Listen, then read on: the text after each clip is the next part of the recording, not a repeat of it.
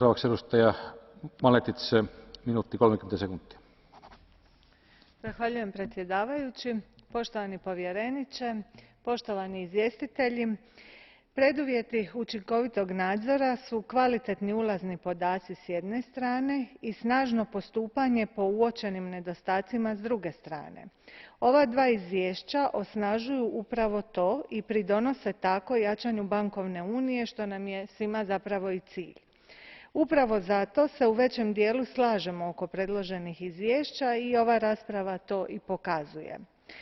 Slažem se da bi mogla obavljati svoju nadzornu ulogu, Europska središnja banka mora imati i pristup povjerljivim statističkim podacima, ali sustav pri tom mora biti jasan i jednostavan te uzimati u obzir nacionalne procedure.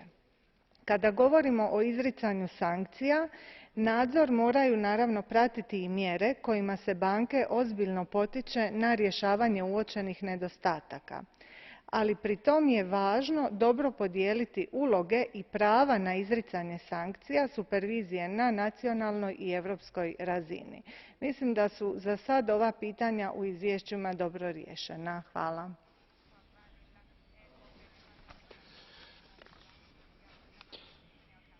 Kiitos. Edustaja Karas, minuutti 30 sekuntia, olkaa hyvä. Sehr geehrter Herr Präsident, Herr Kommissar, meine Damen und Herren!